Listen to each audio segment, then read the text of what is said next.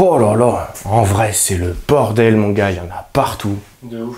Je sais que c'est pour envoyer du lourd au mois de septembre, mais il y en a vraiment partout quoi. Ouais mais t'inquiète, ils vont kiffer. Bon, on se motive, on envoie du lourd quand même, c'est parti. Salut la famille, j'espère que tu vas bien. Ça me fait toujours autant kiffer de pouvoir te retrouver après ces 2 semaines. Aujourd'hui, on avait prévu de parler du Lepidodactylus. On voulait te présenter un petit peu ce lézard et puis créer son terrarium avec toi et puis le mettre dans le terra. On a décidé de changer un petit peu les plans. On va faire la vidéo, on va la couper en 2 et on va faire 2 parties. Dans la vidéo du Gecko à Crête, il y en a beaucoup qui nous ont demandé comment est-ce qu'on avait réalisé le fond du terrarium. Plutôt que de le refaire hors caméra et puis de te le présenter une fois fini, eh ben on va le faire ensemble. Je vais te montrer comment passer d'un terrarium complètement vide à un terrarium avec un magnifique fond. Sachant que, je vais te le dire, ça coûte pas si cher que ça en vrai. Pour ce projet, on a décidé de partir sur le même terrarium que pour le Gecko à Crête. C'est un terrarium de chez Zomed qui va mesurer 45 cm par 45 cm sur 90 cm de hauteur. La différence par contre, c'est que le Gecko à Crête, on l'a transformé en terrarium tropical. Les Lepidodactylus demandant un taux d'humidité plus important, on a décidé de transformer ce terrarium en terrarium tropical humide. Donc on va ajouter en fait un système d'arrosage automatique. On l'ajoutera quand on mettra les Lepidodactylus. Pour la première étape par contre, il va falloir qu'on commence par coucher le terra. Parce que les racines pour les coller, ça va être compliqué de les mettre à la verticale. Donc on va coucher le terra, je vais juste commencer par appeler mon stagiaire et puis il va me filer un petit coup de main. Commence pas toi.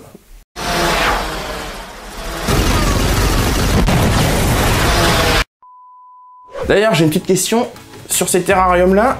Il me semble que la vitre, avant, on peut pas l'enlever. Ou en tout cas, je sais pas du tout comment est-ce qu'on peut faire. Donc si jamais il y en a un qui a l'information, qui sait comment enlever la vitre, je veux bien l'info dans les commentaires. Parce que c'est grave chiant, quoi. On est obligé de la caler, pour éviter que ça pète le terrain, éviter que ça nous retombe sur les doigts. Trop relou, trop relou. J'ai déjà commencé, moi, par positionner mes racines, histoire de trouver la meilleure position. Alors, on avait ces 2 belles racines-là. Celle-ci, je pense que pour les plus observateurs, auront remarqué que c'est une racine qui est déjà connue dans une de nos vidéos. Je vous laisse chercher pour ceux qui veulent la retrouver. Alors, comment est-ce qu'on met ça, nous? Vas-y, commence. Faut essayer de s'imaginer qu'il y a certaines parties qui seront recouvertes par la mousse. Alors, un truc...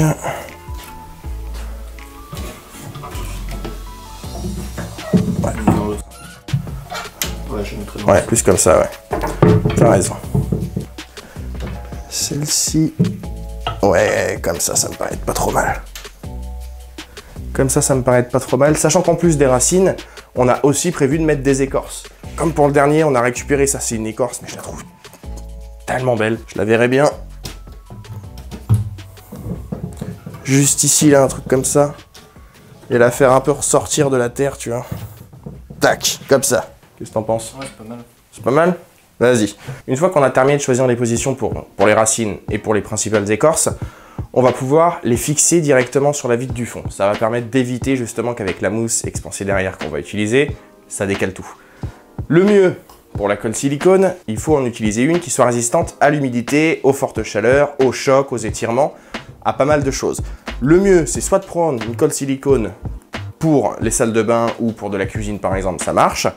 Et sinon, le top, c'est de prendre une colle silicone pour de l'extérieur. C'est vrai que c'est ce qu'il y a de mieux, puisque ça résiste en plus aux UV. J'en avais préparé. Voilà. C'est parti. On commence par celle du bas ou... Ouais, je pense qu'on va commencer par celle du bas. Ouais, celle-là en attendant. Vas-y. Alors, tu m'as dit ici.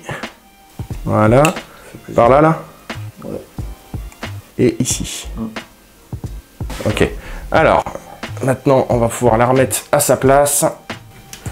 Faut savoir que la colle silicone, ça sèche extrêmement vite. Normalement, dans les 2 heures, le truc, il bouge vraiment pas du tout. Donc, on va juste la positionner, vérifier que tout est bon. Et on va patienter 10-15 minutes, histoire que ça commence déjà un petit peu à sécher. Et normalement, avec la mousse expansée au moment du séchage, ça devrait plus bouger du tout. Hop. Alors, celle-ci. Celle-ci, ça va être un peu la plus galère, parce que faut moitié qu'elle tienne en équilibre. Voilà. Et là. Ouais.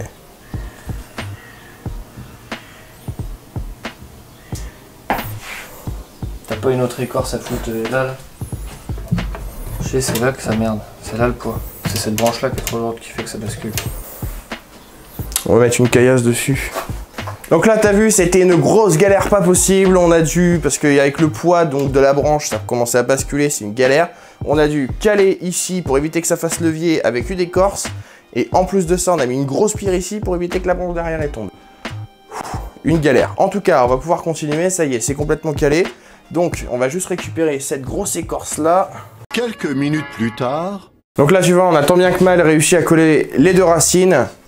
C'est quand même assez rare d'avoir des racines qui sont toutes plates, ce qui fait que c'est super facile de les coller. Ça nous était arrivé pour ce terrain-là, hein. Les racines étaient vraiment toutes plates derrière, on n'avait pas galéré du tout. Mais là, ouais non, c'était carrément une galère. Il y a des aspérités de partout, enfin c'est vraiment chiant. Mais une fois que c'est fait, t'es tranquille. On va pouvoir passer à l'étape suivante. Là, on va commencer à mettre la mousse, les écorces, tout ça. Pour choisir ta mousse, honnêtement, ça va surtout dépendre de l'utilité en fait que tu vas en faire. Pour un terrarium tropical humide comme celui-ci, sans aucune cascade, sans tout ça, tu peux partir sur de la mousse expansive classique, hein, comme celle-ci par exemple, il n'y a aucun problème. Par contre, si tu voulais mettre une cascade ou faire une partie immergée ou autre, il y a des mousses expansives qui sont spécialement faites pour ça, c'est fait pour le landscaping, et en fait elles sont pas du tout, il n'y a pas du tout d'infiltration possible d'eau en fait à l'intérieur. Donc, suivant l'utilisation que tu vas en faire, choisis bien ta mousse. Et d'ailleurs, pour ceux qui se posent la question, je vous rassure, il n'y a pas de produit toxique à l'intérieur. C'est toxique en fait quand tu l'ingères parce que c'est encore sous forme liquide avec un gaz à l'intérieur. Donc oui, te le mets pas dans la bouche et goulotte pas la bouteille. Par contre, une fois que c'est... voilà. Par contre, une fois que c'est sec, il n'y a pas de problème, quoi. Il n'y a pas du tout de matières chimiques qui vont s'évaporer, qui vont intoxiquer ton reptile. Je te rassure, il n'y a aucun problème. En plus de ça, pour être sûr, on fait une couche en silicone qui va permettre d'isoler le reptile de la mousse. Donc tu es sûr qu'il n'y a aucun problème. Alors, une fois que tu l'as bien vissé, eh ben c'est parti. Du coup, on va commencer par le haut, la racine la plus galère. Et donc là, je te conseille d'y aller vraiment tout doucement avec la mousse expansée, hein, ça part super vite.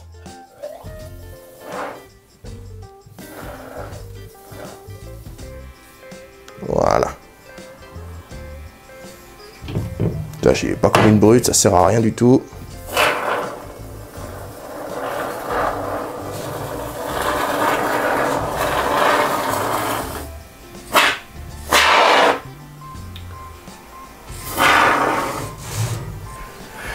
J'avais une belle racine, une belle écorce, juste là.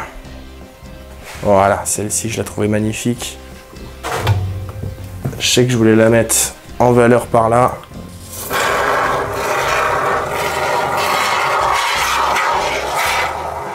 Tu sais ce que ça sent, ça? Tu te souviens quand on était gamin, il y avait des gants Spider-Man qui étaient vendus avec des toiles de Spider-Man qui sortent. Ça, c'est exactement la même odeur. Pour les plus vieux d'entre nous, peut-être vous connaîtrez. Ceux qui sont nés après 2000, à mon avis, ça m'étonnerait. Hop là, on va pouvoir placer celle-ci. Alors celle-ci, je vais juste déjà commencer par faire un bouchon, moi, de ce côté-là. Le bouchon, en fait, cette écorce-là, on va s'en servir pour planter une plante au-dessus. Et donc, pour éviter que y ait toute l'eau et la terre qui s'évacue, on va juste créer un petit bouchon de mousse là-dedans. On va pouvoir la placer... Vraiment la mettre en valeur. Tu veux que je tienne? Ouais, comme ça. Je te remercie. Et là, je vais pouvoir mettre la mousse.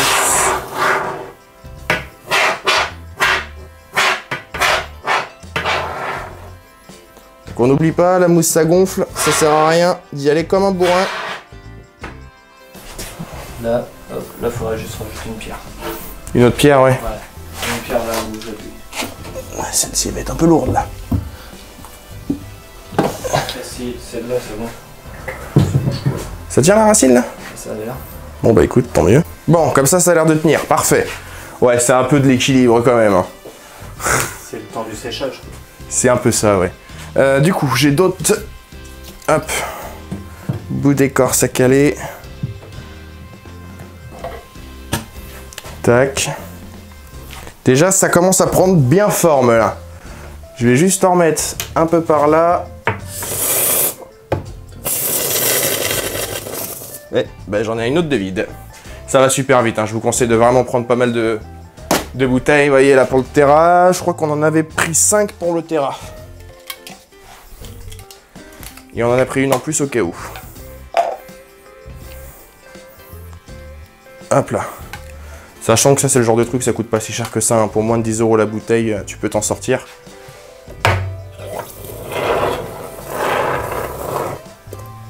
met un peu en haut là. Ouais. Putain, ça dégueule là. Ça dégueule par là. Comment on va C'est là que tu l'ouvres. Oh, attends, fais pas de dingue. Il me faut quelque chose.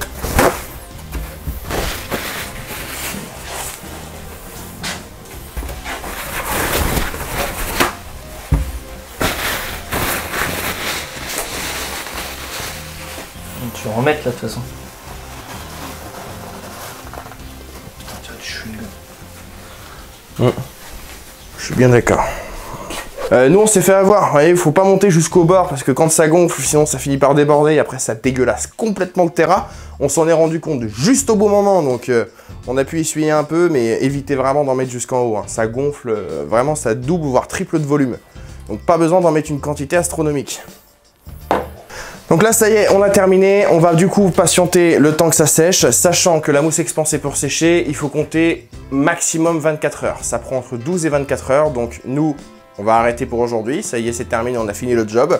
On va pouvoir passer à la suite demain, donc moi je te retrouve dans un instant. 24 heures plus tard. 24 heures plus tard, ça y est, la mousse elle a complètement séché, surtout à cœur, parce que là il va falloir qu'on la découpe. Pourquoi? Tu vois les petits boudins comme ça qui sont vraiment pas beaux du tout. Là on va tailler dedans, histoire de rendre le truc déjà un petit peu plus naturel et un petit peu plus joli en plus. Lui il est en train de faire ça avec son outil du dimanche là. Moi je vais me munir du bon vieux cutter et puis je vais m'en occuper aussi. Ah ouais, mais on en a qu'un. Ouais bah il y en a qu'un, moi j'en avais un mais j'arrive pas à le retrouver aussi. Voilà. Si tu perdais pas mes affaires... Non, non, tu perds mes... C'est toi qui a paumé ton cutter, c'est pas moi. Je Ah, comment il est Foiré.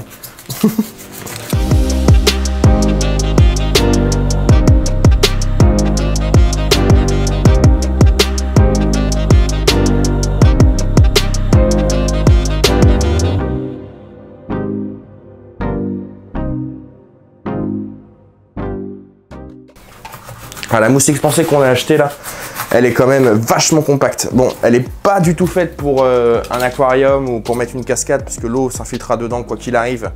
Et c'est pas ouf, il y a des mousses expansées qui sont vraiment faites exprès pour le landscaping. Mais en tout cas, celle-ci est vraiment pas mal pour le coup.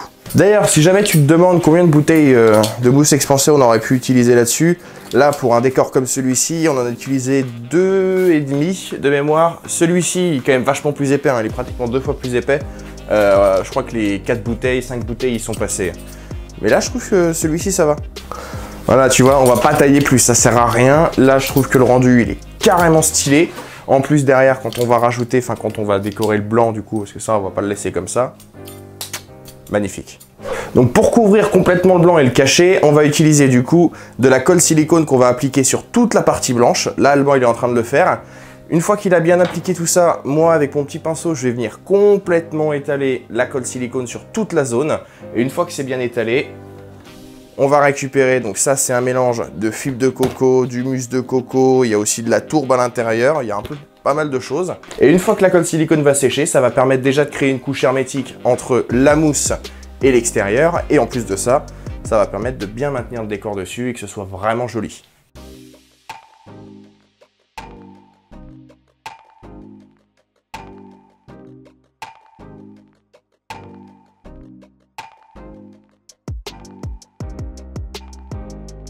Là, c'est un petit peu le moment où faut pas se chier quoi.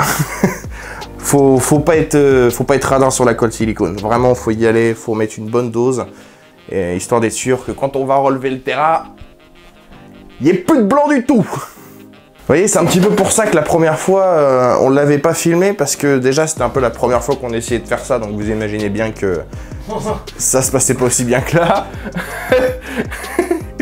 On est trop dingue. Voilà, donc la première fois on a bien fait de pas le filmer, cette fois-ci on s'est dit oh, on va tenter le coup, on va voir. Ouais bah c'est pas France non plus, un franc succès. Hein. Clairement.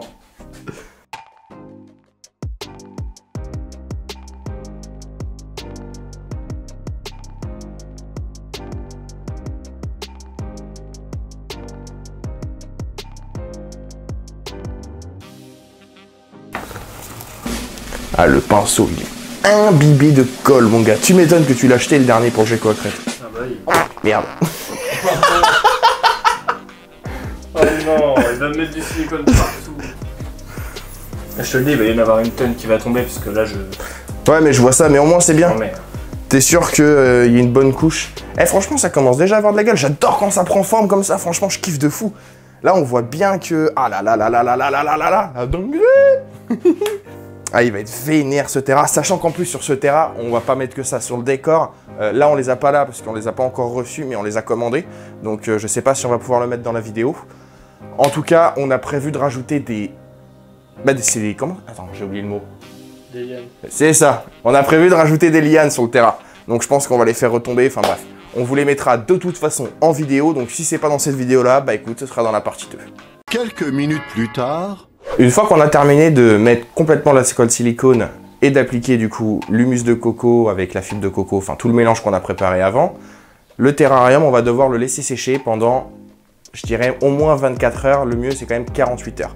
Histoire que la colle silicone soit complètement sèche à 100%, que tout soit bien accroché dessus et éviter les mauvaises surprises quand tu vas devoir le relever. Parce que là, on va patienter 2 jours, on va patienter 48 heures et dès qu'on vous retrouve, on va pouvoir le relever. Avant ça, je vais quand même juste faire une petite synthèse déjà à peu près sur le prix pour vous indiquer du coup combien coûte un fond de terrarium comme ça. Si vous l'achetez déjà fait dans le commerce, je sais que ça existe, ça coûte quand même quelques centaines d'euros. C'est pas donné à tout le monde de pouvoir s'acheter ça. Par contre, si tu décides comme nous de le faire toi-même, bah écoute, ça coûte vraiment pas cher. Au niveau des bombes pour la mousse expansée, ça, on en a utilisé 2,5, 3. Donc compte 3 bombes pour un fond comme celui-ci, à 9 € la bouteille, ça fait déjà un petit peu moins de 30 €. Pour la colle silicone, un seul tube nous a suffi, 10,50 €, donc tu ajoutes à ça les 10 €, on est autour de 40 €. Sachant qu'il a fallu quand même acheter donc, les racines et les écorces, ça, suivant l'endroit où tu vas, les prix peuvent varier à mort. Je sais que chez nous, une écorce comme celle-ci coûte entre 30, enfin une racine comme celle-ci va coûter 30, voire même 40 € parfois. C'est super cher, alors que quand on se déplace à 80 km d'ici et qu'on va à Nantes, une racine comme ça, on va la payer 20 balles. Donc, là, je peux pas vraiment t'aider. Par contre, pour les écorces, là, on en a acheté 4 grosses rondes. À peu près, pareil, 10 € l'écorce. Donc, tu vois, pour moins de 100 €, on a réussi à faire un fond de terrarium comme celui-ci. Au niveau du temps, là, tu vois, quand tu regardes la vidéo, pour toi, ça fait quoi? 15 minutes, 20 minutes que tu es en train de regarder la vidéo et là, le terrarium, il est terminé. Honnêtement, tu vois, hier, on en a eu pour 2 heures facile. Et là, aujourd'hui, c'est pareil, 2-3 heures à devoir tout peindre, à devoir tout mettre. Enfin, voilà, ça prend du temps. Donc, cale-toi ça tranquillement, regarde la vidéo une première fois et quand tu vas vouloir la faire, regarde la vidéo pour être sûr de rien oublier. Mais en tout cas, une fois que tu as ton fond de terrarium et en plus quand c'est toi qui l'as fait, je peux t'assurer que tu es ultra satisfait. 2 jours plus tard... De retour après 48 heures, ça y est, la colle silicone elle a complètement séché, on va pouvoir s'attarder sur les finitions. La première chose, ça va être de relever le terra. Je vous avoue, avec Alban, on est dans une sensation assez bizarre. On est à la fois surexcité et à la fois complètement paniqué. C'est un peu une sensation très bizarre, je vous avoue. Donc là, il va falloir qu'on relève le terrain et c'est là qu'on va voir si du coup, bah, ça tient bien ce qu'on a fait. Si jamais il y a des endroits où ça n'a pas vraiment tenu, je vous rassure, il y a toujours une solution, il suffit juste de remettre un petit peu de colle silicone et de coco, ça règle le problème. Une fois que ça c'est fait, on va faire la dernière étape des finitions, qui va être simplement de nettoyer les grosses taches bien dégueulasses de colle silicone qui sont juste là. Pareil, je te rassure aussi, c'est super simple, tu vas te munir, hop, de la raclette magique, et puis ça part tout seul. De toute façon, c'est Alban qui va le faire, il va s'en occuper lui-même. Tiens, attrape. T'es vraiment un trou du cul. Ouais. Du coup, première étape, on va relever le terra. Alban, tu vas venir m'accompagner, puis on va le relever tous les deux, parce que j'ai pas envie de le péter. Hein. Ouais, pareil, dans le domaine, on m'appelle Boulette. On pose le fond, voilà.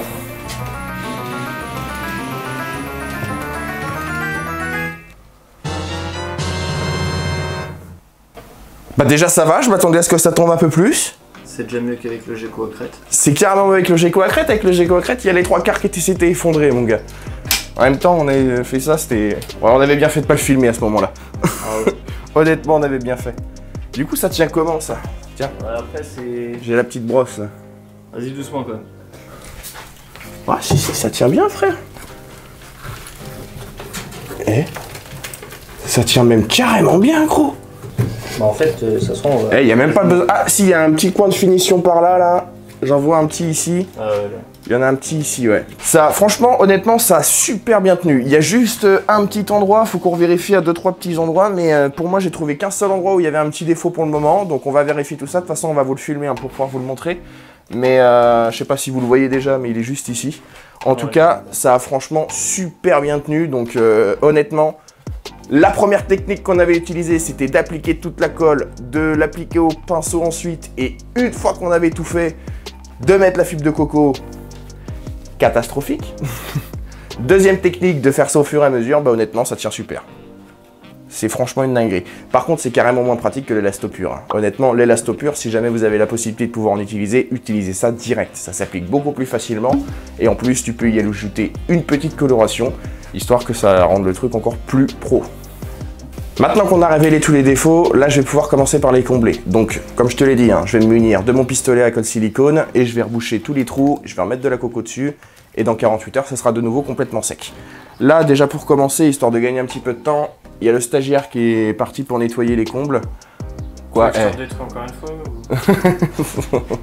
Du coup, il est en train de nettoyer carrément les combles. Mais n'importe, mais je raconte que des conneries, moi, sérieux. Et pendant ce temps-là, Alban, il est en train de gagner du temps. Il est déjà en train de nettoyer les traces de colle silicone qui sont sur les côtés. Donc là, il se munit de sa petite raclette. Tiens, fais voir. La petite raclette avec la lame au bout. Puis il vient frotter sur la vitre comme il nettoierait des algues sur un aquarium. Quelques minutes plus tard... Donc là, Alban, il vient de terminer complètement à côté. Il a viré toute la colle silicone. Il reste juste quelques petites traces. Mais bon, ça, on les enlèvera avec du coton et un petit peu de dissolvant ou de l'acétone. Ça marchera nickel.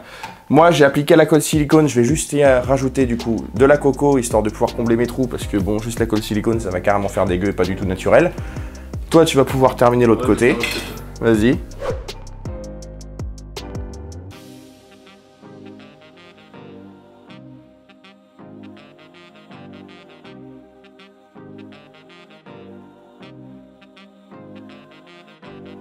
Ça y est, on a complètement terminé le terrarium. Là, Alban, il a fini les petites finitions, il a viré toute la colle, donc on a fait ça avec de l'acétone. Attention avec l'acétone, par contre, ça pue à mort. Donc vraiment, quand tu l'utilises, ferme le bouchon à chaque fois que tu en remets sur ton chiffon. Ça s'enlève tout seul, hein, la colle silicone avec, c'est super rapide, ça fonctionne super bien. On a nettoyé, on a viré complètement le fond là pour complètement le nettoyer. Ça y est, le terra, il est magnifique, je trouve. Mais ça, c'est qu'une toute petite partie de tout ce qu'il est possible de faire en terrariophilie. En termes de technique, pour du bricolage ou pour de la décoration, il y a tellement de choses à faire. Ça, c'est vraiment qu'une toute petite partie. Donc si jamais tu veux d'autres vidéos dans le style pour d'autres systèmes, sachant que moi j'ai réfléchi à des rain systems pour faire tomber de la pluie dans le terrarium, donc voilà. Si jamais tu as envie d'avoir d'autres vidéos dans ce style-là, laisse-nous un message dans les commentaires, on essaiera de te faire d'autres vidéos dans le genre. Sachant qu'en plus, tu vas pouvoir nous rejoindre sur les réseaux Instagram et sur Facebook. On va te lâcher des petites photos sur les animaux, puis des petites informations, des petites news, quoi, en fait. Tu vas pouvoir cliquer aussi sur le petit bouton s'abonner, qui va te permettre de pouvoir rejoindre notre communauté, rejoindre notre grande famille. Et en plus de ça, tu peux cliquer sur la cloche, comme ça tu seras informé à chaque fois qu'une vidéo sortira. Moi, la famille, je suis vraiment trop pressé de vous retrouver dans 2 semaines. Parce que là, on arrive avec un truc monstrueux. On va voir des passionnés, mais vous n'êtes pas prêts de ce qui va arriver sur la chaîne, je vous le dis, vous n'êtes pas prêts. Moi, je vous retrouve dans 2 semaines la famille, je suis trop pressé. C'était Matt sur Honeymoon, je vous fais des bisous. Ciao!